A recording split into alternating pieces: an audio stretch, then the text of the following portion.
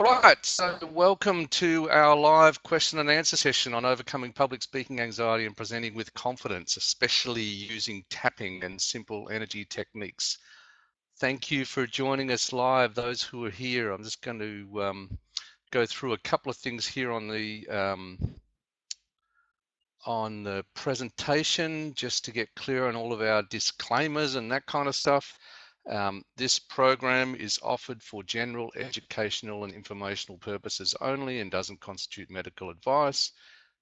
Whilst SET, Simple Energy Techniques, provides impressive results for most people, there's no guarantee it will achieve your goals or be as painless as it is for others. And by participating in or watching this, you agree to take full responsibility for your own physical and mental health, your own use of SET, and to consult your physician and or therapist regarding your use of SET, particularly if you have mental health issues. So the way this is going to work, we need to have some kind of housekeeping and ground rules. I'm going to be taking live questions during the call, so you'll be able to ask me questions. I'll explain how to do that in a moment. You can do it via the chat or via your microphone. So I will have to switch over to question and answer mode. If you do want to speak with me rather than type a question in the chat, please use your headset or at least headphones for, if you have a microphone in your computer, fine, but don't use the speakers of your computer, otherwise we're all going to get a disturbing echo in the background. Just bear in mind that some answers will take longer than others. Since we're going to be doing tapping, and I'm going to ask everyone to be tapping along, then when someone else's question is getting answered, whether or not that relates to something for you, you'll have the benefit of doing the tapping. I'm going to record the call and it's going to be made available online. So just if you want to ask a question, this is how to do it. So you can type your question in the chat box, or if you want to speak live and ask your question, you can click to raise your hand. So there's a drop-down box next to the little smiley face in the attendee list section. Okay, I don't think you can see it. I'm keeping everyone's identity private for them at this stage, but at the bottom of that box, kind of here, right, there's a little drop-down, and if you when we go to question and answer mode, if you want to ask a question, you can click on that and this thing will come up, and then there's one that says raise hand, and you can raise your hand to ask a question. All right, now before we move on, just a little reminder of the tapping points and the tapping process. So in SET, Simple Energy Techniques, we're using the same tapping points as used in EFT, if you're familiar with that. If you're not familiar with that, then let's just do a little kind of tap along moment, and I'll run through it not only with a diagram here, which I'll put back up in a moment, but I'm going to turn on my video and then just run you through the tapping points. Okay, so I'll leave both of those up because some of you will not see the video exactly as it's being transmitted, so at least you'll be able to see the tapping points as I run through this. So first point is on the top of the head, and you can tap that with several fingers, and then with 2 fingers tapping start of the eyebrow, and then at the side of the eye, just tapping hard enough to feel it but not hard enough to hurt, and tapping under your eye and under your nose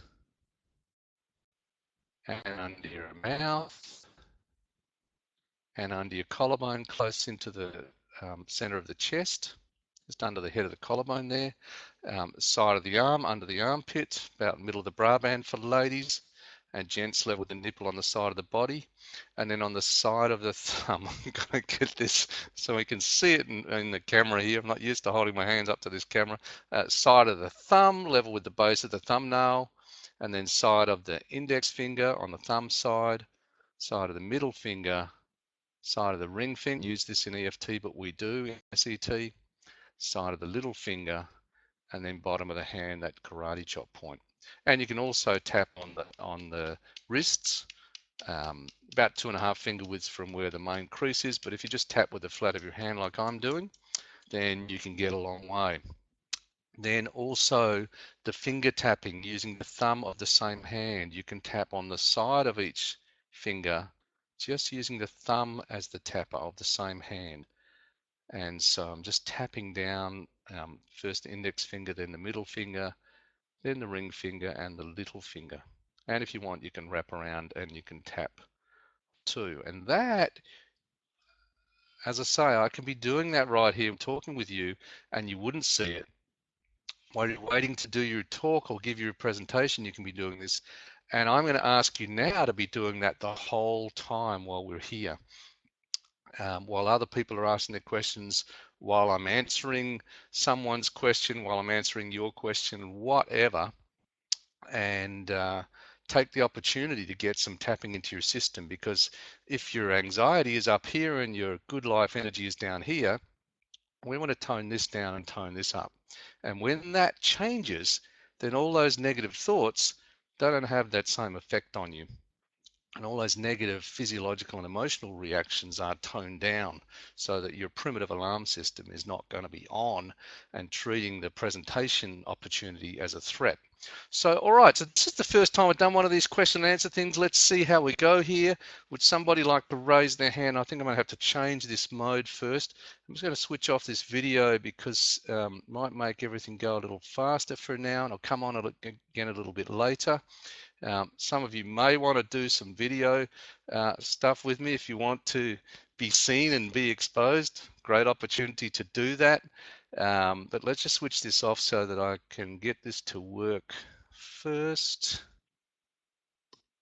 And now I'm just going to change the mode to allow questions and answers. So now, if you want to ask your question, you can click on that thing and raise your hand.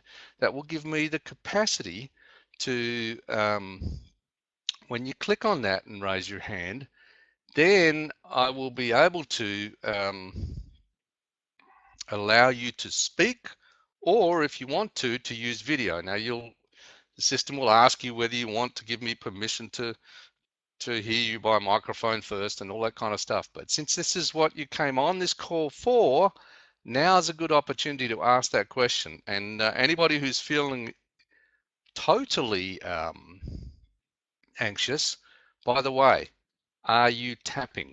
Because I want you to be doing that tapping the whole time. And this is an opportunity to start to get over that fear. My whole reason for doing this was because I started to realize just how much this fear is holding people back. And even in my life, there have been things up until quite recently that I had held myself back from doing because of the challenge of going to that next level. So now's the opportunity to start to get over that. One, with the tapping. Number two, by taking a step, even if it's just the step of asking a question. So no one's doing that yet. And I'm waiting. So we could have a very, very short session unless somebody decides to either raise a challenge, bring forward. All right, Lauren, excellent. So Lauren, what I'm going to do is to allow you, if you want to. Now, it doesn't actually say that I can turn your voice or video on, which means that you don't have a microphone or a video on your computer at the moment. So you're just going to type it in. That's fine. All right. So see what happens here. All right. Off the public speaking anxiety topic. Okay. So this is slightly off the public speaking anxiety topic, but it relates. Okay. Does tapping work for depression, mild, lower mood? Yes. The more you go to, tapping works exceptionally well for anxiety. So the question is does tapping work for depression, mild depression as in lowered mood, or mainly just anxiety? The answer is it should be able to work for you for both. But with depression, the more severe it is, the more challenges you're going to have with it, and the more you're going to need to combine the tapping with other things. And the other thing is the more of it that you're going to have to do. So the same thing with anxiety and severe anxiety. And in the last session, I mentioned that I have had issues with with anxiety myself. And even though tapping had reduced my anxiety in a whole bunch of situations, there was some situations where it still came up. And then also when you go to the next level, or you get in a situation which is a big challenge for you, then you can find that I'm just going to shift this thing back so that you can all see again how to ask a question next. Um, so that will be there. And while I'm answering this, if anyone has a question relating to anxiety, public speaking, tapping generally, yes, but mainly in the area of public speaking, then that would be great. So similarly to kind of more general anxiety, with depression, that tends to be more pervasive. And so therefore you need to get the general levels to shift, and you need your good life energy and your mood to lift. And that means tapping daily. Apart from tapping on all the aspects that are triggering that, and all the different things and situations and parts of your life that may be behind that low mood, what you want to do is you want to lift your mood, and you want to do things to lift your mood. I would, at the very least, combine tapping. I wouldn't be expecting to do it all myself, especially if I've given it a go and I haven't got the my mood to lift. And I'd be doing the continual tapping. So if you're listening right now, you should be tapping right now. Even as we're just talking about this, the issue is in the background for you. And so you want the tapping to be happening, because that will be working on that stuff and getting into it. And it will be raising your general good life energy and optimism, and reducing the stress chemicals and the negativity, if you like, in your system.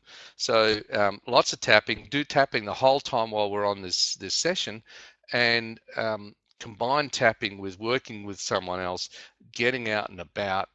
Um, and there's a thing called activity scheduling, which is really good for mild depression. Basically, finding a whole bunch of things that give you good energy, and making sure that you do them and factoring them in um, into your regular life, and kind of, you know, in a way forcing yourself to do them, or making a commitment to someone else who's going to be a good friend to help you to do that. All right, so did you have some more questions on that, Lauren, or does someone else have a question they want to ask? You've got in front of you how to raise your hand. So I don't want to be lost and lonely here and talking to myself, although I do love talking. It'd be nice to have a specific question to answer, or an issue to work with someone on, even in terms of public speaking anxiety. So who wants to ask a question?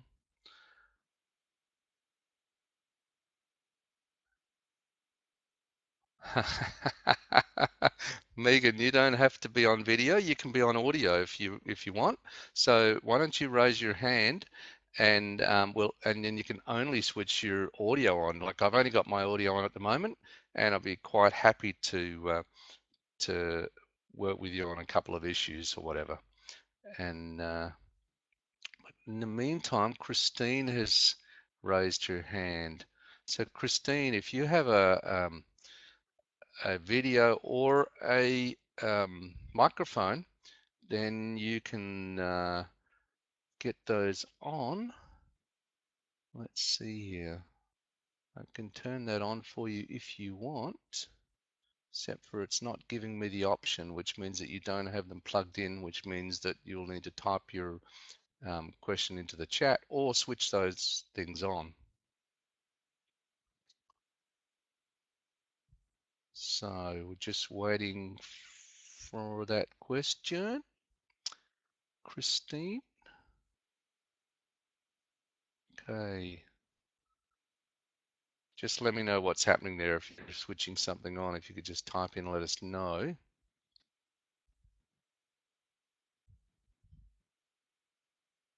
In the meantime, what I might do, if Christine Carmel, excuse me, typing.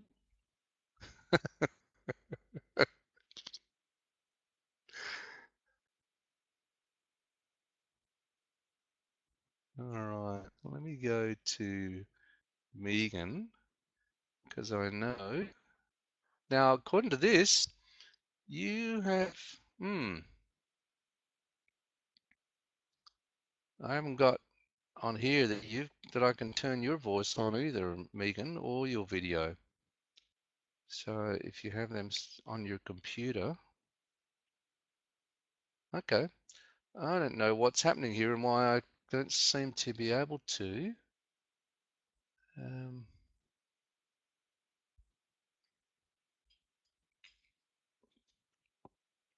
Okay, so let me go with the question I'm being asked by Carmel. I don't know why this is not happening. I should be able to turn your videos on and allow you to access you. Megan, okay, I can give you voice. All right, it's working. The system is working, so I can give you voice in a moment, Megan, but I'm going to answer Carmel's issue that she's typed in here in the meantime. So she says, I'm tapping away at the moment as I'm feeling anxious and nothing is shifting, so anger has come up for me. Actually, when another emotion rises up, that is a shift. And that now becomes the thing that you target with your tapping. So if you're doing your tapping and nothing starts to shift and you have the thought, this isn't working, or you have the feeling of being angry, now you make that thought or that feeling the target of the tapping, the thing that you focus on. So whatever you're aware of in terms of anger, or if it's a thinking where it is in your body, put your attention on that and do the tapping, and then we'll see where that goes. So I'm going to ask you to do that, Carmel, and then see what that moves into, and then maybe give us a little bit of feedback about that. So I'm actually tapping along right now, and I'm going to highly recommend that everybody who's watching and listening, you all tap along as well. Then you're going to get a benefit regardless of whether we're waiting for someone or someone's asking a question that doesn't relate to your issue or whatever that is. Okay, so now let's get this system to work and let's give voice to Megan. All right, Megan, that will now ask you just to make sure that you can click through with your microphone. You'll be able to speak to me. I can't see that you're wearing your PJs, but you did tell us that anyway. So I've got all kinds of imagination, as you would know from coming and being in a workshop with me. So are you there now? Hello, Okay, so we have a really severe background noise that must be coming from the speakers. Okay, yep, it's only the one on the laptop. Okay, so that seems to have settled down. Wow, that was really sharp. So I need to do some tapping now for that. So what's it like out there in the middle of the wheat belt or wherever it is that you I'm guys actually are in at the Perth moment? today, so I don't know. Okay, well, everybody, Megan wrote last week, for those of you who weren't here last week, and brought up a whole lot of different issues and aspects. And I guess that you haven't really done much tapping on this. Would that be true? I've done tapping on it since you did the first webinar. So at the moment, my heart's going flat out because you said video and audio, which I wasn't expecting. I thought we'd be typing. So of course, still in PJs, and you think, oh my God, people are going to look at me, and I haven't done my hair and all of that sort of stuff. Well, this is interesting because this is one of the things that you raised in your email as something that you're fearful of anyway, of having your hair be messy or chocolate on your face. I'm reading from your email. Worry about having my hair messy or chocolate on my face, bra strap showing, etc.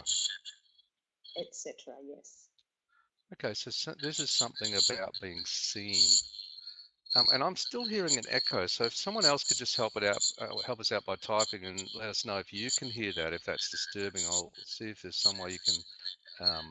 Yeah. So everyone is hearing this echo. Is there some way you can reduce that for us with what's coming through system? Have you got headset on and speaking through the microphone? No, I haven't got a headset, but I'm closer to the microphone. Does that make any difference? Yeah, it's my voice that's the issue, I think. Lauren says it's better. So we'll kind of soldier through for a moment, but ultimately, yeah, we won't do this for too long because it's quite sharp. And hopefully everyone can still hear at least what's being said. So are you tapping? I am tapping, yes. Okay, so there's two different aspects there. One is the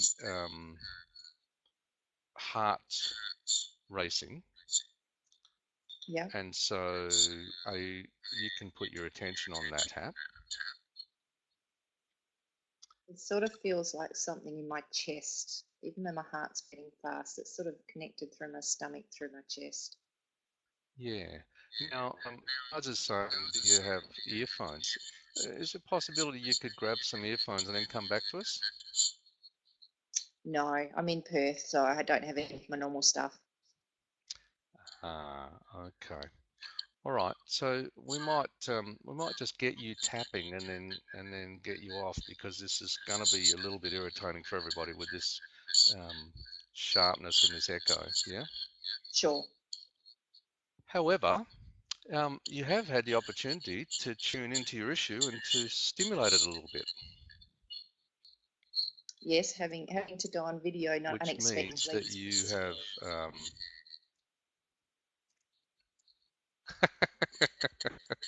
okay. So I want you to do some tapping and just notice what happens with the heart rate, because that's one issue. The other thing is that this issue of being seen and being seen to be not looking right, that's going to be a big one for you. Yeah, after And thinking about it some more and having the focus on you, yeah, that's a big thing. yeah, so that's a very common issue for a lot of people with public speaking, but I'm getting a sense that that's not just related to this. It might be a general issue. Could be, Steve. And it might be worth just looking at all the situations in your past where you learned that it's important to look good. Yeah, at school when I was little, the cool girls, the popular girls got all the positions as lead in the end of year concert or something like that. And I remember having an argument with the teacher because I wanted to be a hula girl. Ah, all right. So there's a really good event for you to do some tapping on. And now that you've focused on that, tuned into that, you can spend a little bit of time working on that and come back to us, yeah? Yep.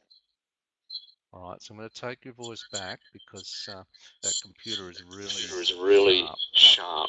sharp.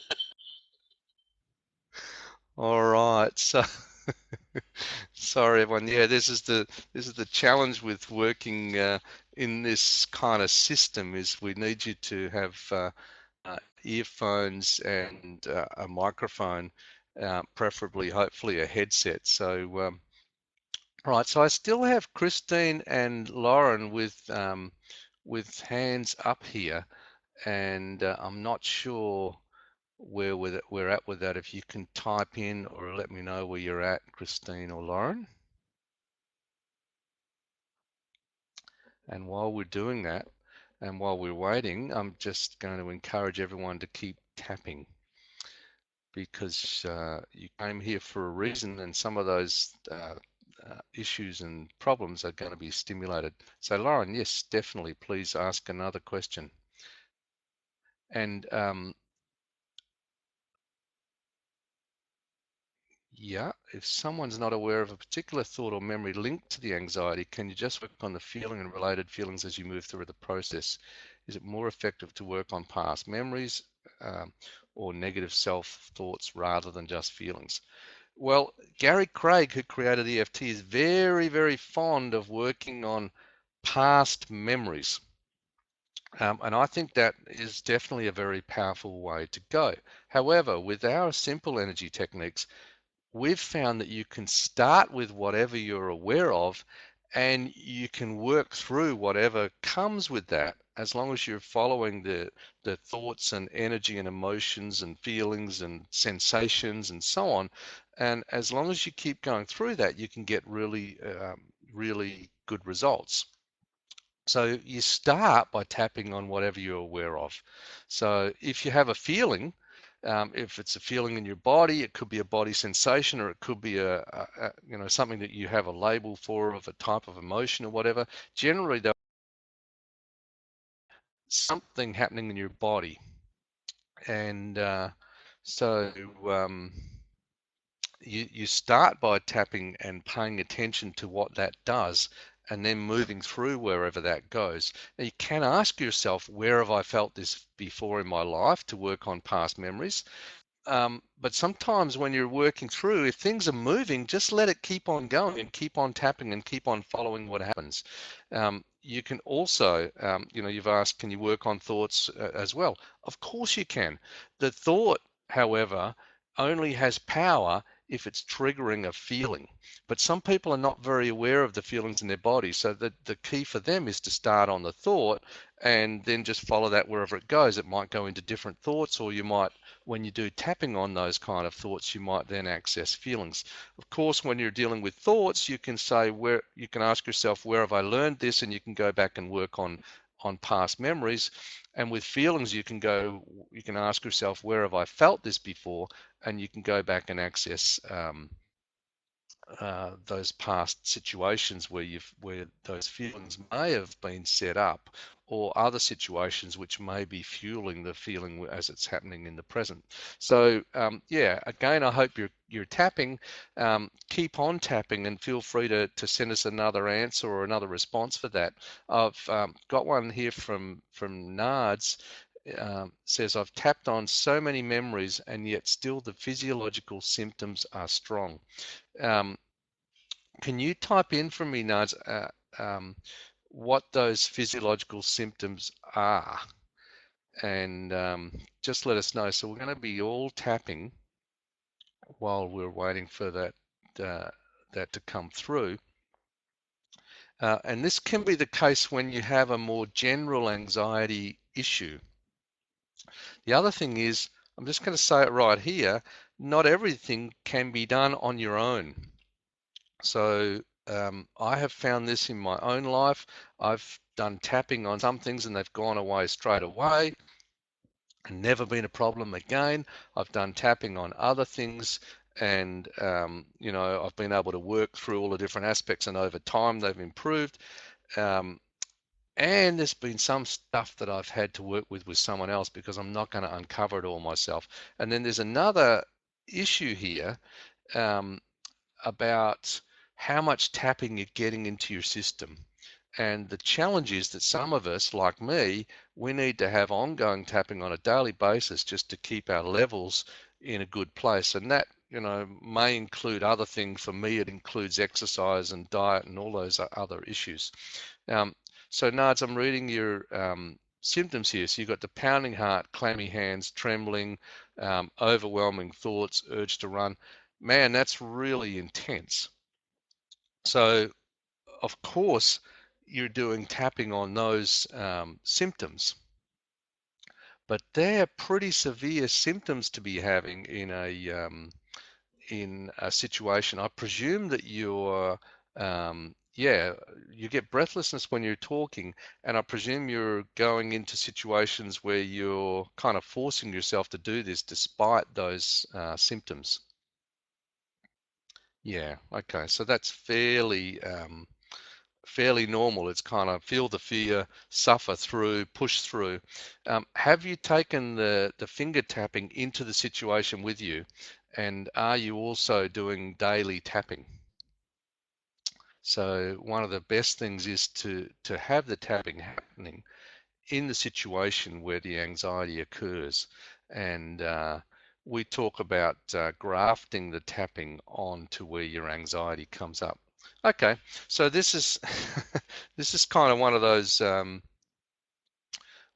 obstinate ones. It may be that you're like me, where you have a more general anxiety issue, and that means that and I have to say, there were some things like this where it took a long period of time and tapping over years.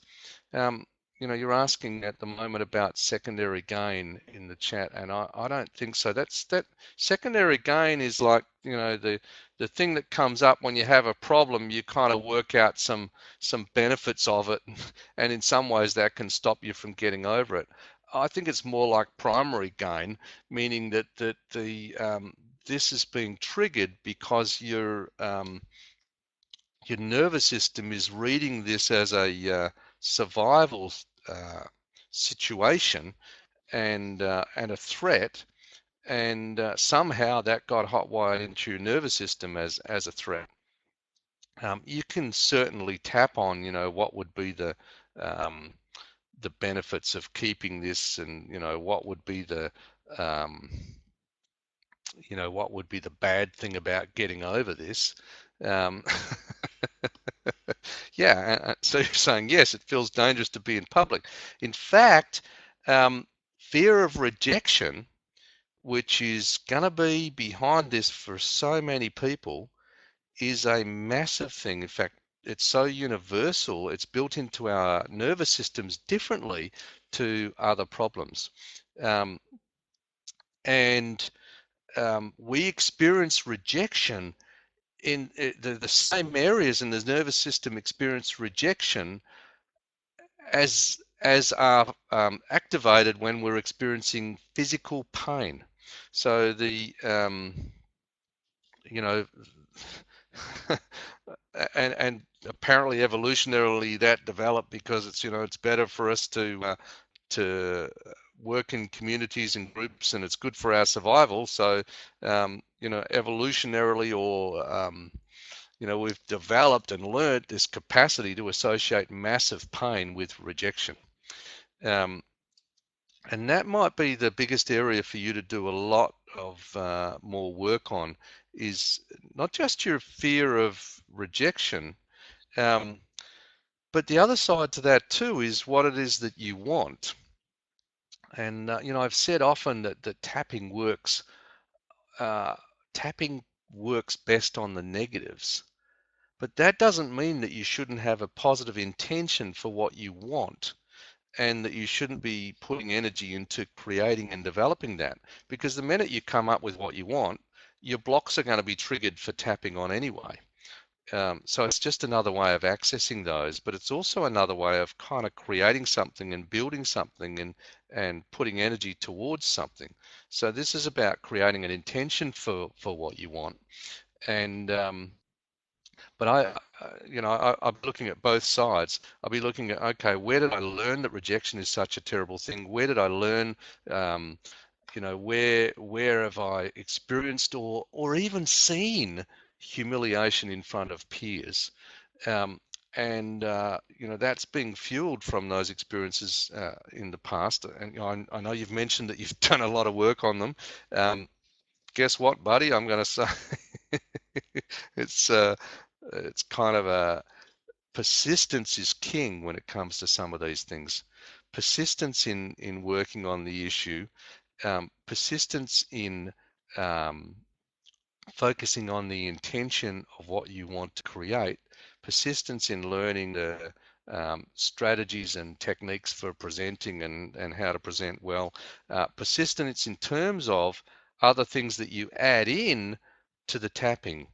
And I mentioned I'm a champion of logosynthesis. It's an excellent technique to add to the tapping. I combine it myself. I'm really fond of TRE, trauma release exercises, developed by David Berceli, Berceli. I love mindfulness, and mindfulness is really one of the most powerful things that you can do in the moment when you're presenting, and that is to focus on what's happening right now and to put all of your attention on what's happening right now in front of you. So anyway, we'll we'll leave that now. And I noticed that Megan typed something back in the chat there about your feeling. Feeling seems more about not being prepared, something unexpected, not in control. Yeah, So yeah, thanks, Nads.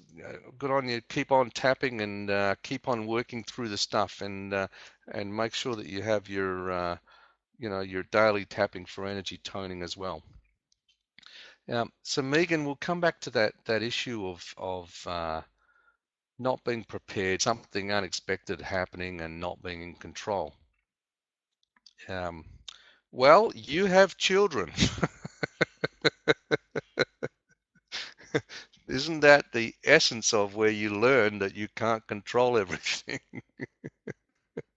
So, and yet in those other situations, that problem doesn't come up. And if it's okay to share, Megan, I know you gave me permission to share your emails. I'm just going to mention that you raised in an email about it would be okay to run a photography group, even though you're not a complete expert in that area, but it doesn't feel okay for you to present something on EFT or tapping generally, because in the photography area, you're dealing with facts, and that's something that's easier to kind of manage and control. So this relates to the control area as well, as opposed to EFT tapping, where the feeling is of not necessarily knowing everything, and there's a lot of kind of unknowns. Yeah, so that kind of fear of not being able to control everything, which means, again, that you're going to be found without an answer or something like that. And yeah, I see you writing about EFT being a bit on the alternative side as well. Absolutely, that therefore means what? That you're going to be putting yourself up for potential criticism, and then you might be caught out. So these are actually, this anxiety is driven by projections, where you're projecting images of yourself being found out, caught out, or whatever. And so you can apply the tapping not just to the feelings that you have, not just to the situations of speaking that concern you, but also all your projected doom and gloom images of yourself being caught short or being out of control.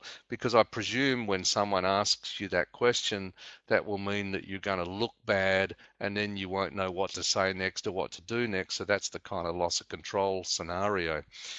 So that can be treated just like treating past traumas, by bringing up the event in your mind uh, and actually focusing on it. These anxieties and fears can only control us in a way when they're kind of semi-conscious. The minute that you make them bring them out into the light, they really lose a lot of power, especially if you add tapping to the process.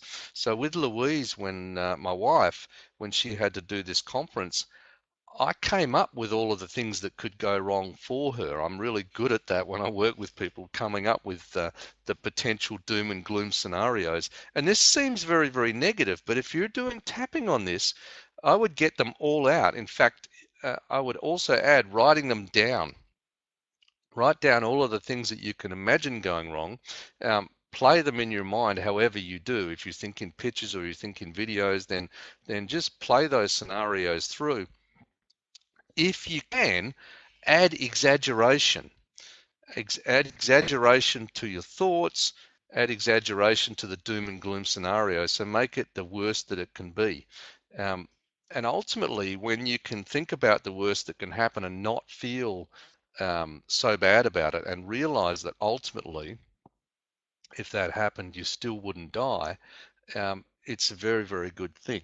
So you're doing tapping um, to calm down the feelings of that, and you're using exaggeration to help to combine with the tapping on those thoughts. Now I still have Christine, so keep on tapping, Megan, and we'll come back to you maybe one more time before we finish. I still have Christine with your hand up here. Did you want to ask something, Christine? And Let me know whether you want to do that in the chat or whether you want to do that via microphone or via video. Megan, swap to iPad so we can try sound again with that. I'm not sure that it will work without the distortion unless you have headphones, because the sound of what we do will still be coming through the speakers. But we'll give it a go. I just want to give a moment because I still have Christine here with her hand up. So Christine, what would you like to ask?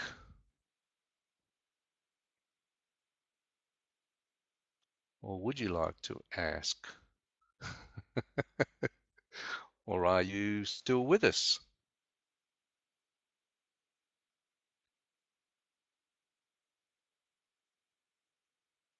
Not sure. Okay, so while we're waiting, Lauren, you've got your hand up again, so feel free to ask that question.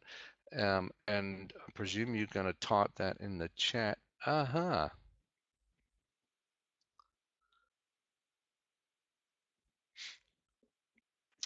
Yeah, all right. So Lauren's saying questions of asking yourself while tapping, when have I felt this feeling before? Do you have more questions that can be helpful to explore while tapping? In general, my belief is that you're better off not asking questions while tapping. You're better off following wherever things go um, rather than imposing something on it.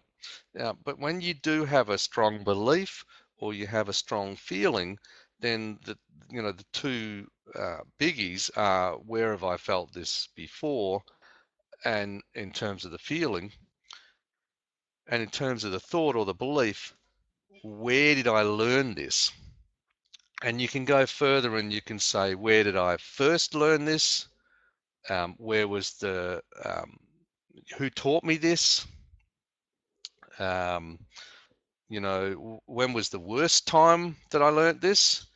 And you can identify lots and lots of different situations. Now, not everybody's going to be able to come up with specific events. Sometimes it kind of feels like it was just constantly part of your life that you were being put down or whatever it is. And so, however, even in those situations, it can be helpful to make up an event or to even do a composite of those events, because the issue is there. But yeah, in general, I'm interested in just following the different thoughts and feelings and flowing with them rather than asking questions. Better off to do the question asking when you're working with someone else, so that you can really focus in on your reactions to that and not be kind of like trying to do both roles of being your own therapist. It's lonely being your own therapist, and sometimes it's challenging as well to really get the results that you're after. All right. Now I see Lauren is writing a response to that. Let's thank you. Yeah, let the process flow naturally in general. We talk about direct work with tapping and indirect work. So direct work is where you focus on aspects and issues, and where you go through the different things that are triggering you, and you work on the different events and all those things that might be behind that, and work on all the related beliefs and so on. And then there's indirect tapping, where you just kind of just do the tapping. Now, you can do the tapping mindfully, where you follow and as you say, go with the flow. Sometimes it's actually finding the lack of flow and just putting your attention on it, and then just tapping and noticing how it wants to move, or what it wants to do, or what it flows into. But you can even get results doing mindless tapping, where you just get enough tapping happening and into your system. And we encourage people to do tapping on a daily basis, and just enough tapping. If you do an hour a day for the next 2 weeks, then so far nobody who's actually done that, tapping for an hour a day, has come to me and said that it hasn't had a benefit. Not everybody gets the complete result that they're after, but so far everybody that's reported back on that has said that it's actually made a difference. All right, so I'm going to give this one more try, Megan. We will give you voice and see what we can do with the iPad now and see if there's a distortion. And I'll ask others to give me feedback on that, and we'll see what happens. So, just waiting for you to tick the box with the system. Okay, can you hear me, Steve? I can hear you fine. It's just the fact that I'm hearing myself back.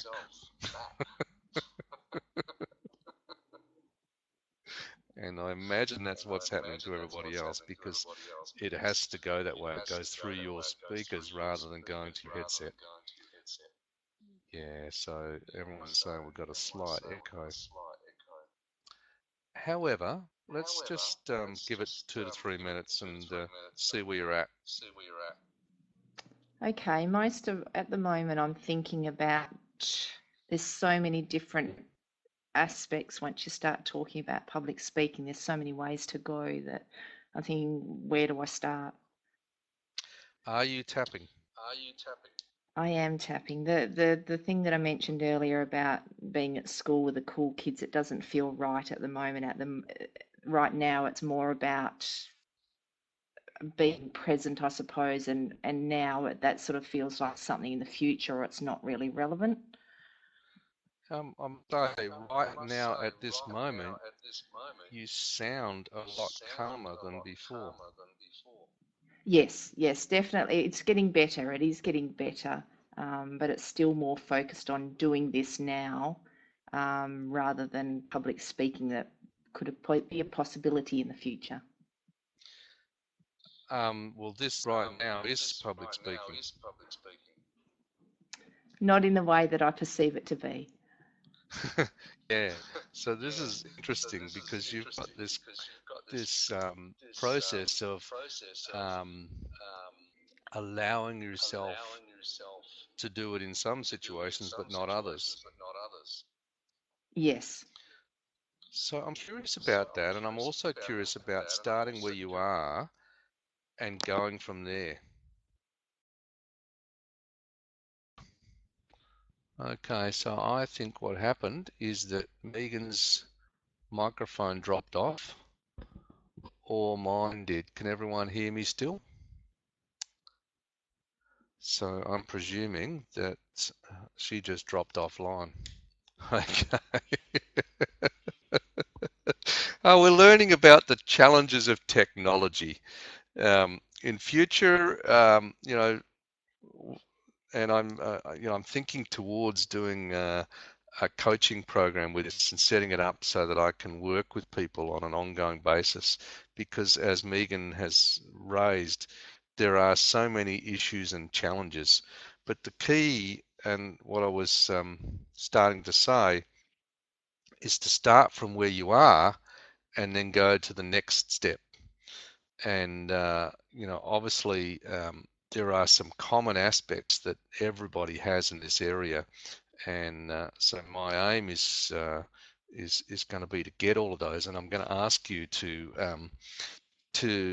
help me out with that, if you wouldn't mind, to send me your responses by email, if you wouldn't mind, and just say, what are the things that what are your biggest challenges with this? What are the aspects that concern you the most about public speaking? What is the experiences that you have, and what in that kind of a program that will really help me out. But you can also use that as a way of identifying aspects for yourself for doing tapping on. So it won't be just for me, will be for yourself as well. And obviously, if you want to be in a program like that, then we'll work it out beforehand so that we can I'd love to be able to work live with some people, but there's challenges with the technology to be sorted out. So having access to microphone and video and all that kind of stuff. Obviously, there's things to be gained from asking a question in the chat, but there's the delay of that, and that's a challenge.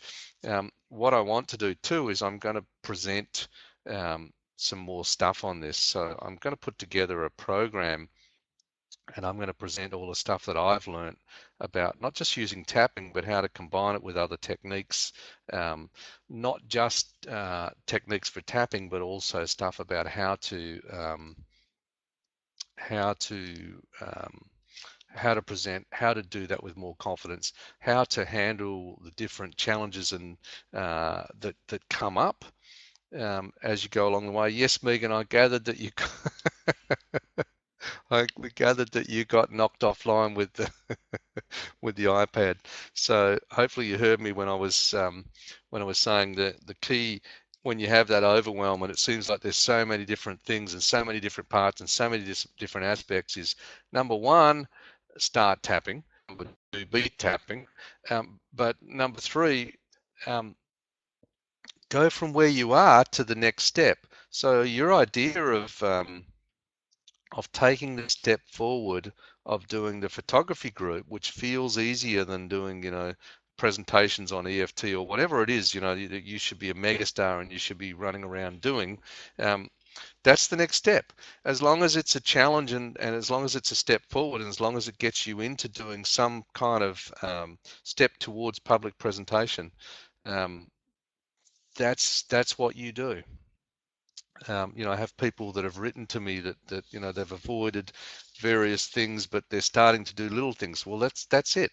Take the next step for you, whatever it is, and as long as there's it doesn't have to be a 10 out of 10 in terms of anxiety level in order for you to get a benefit from doing this.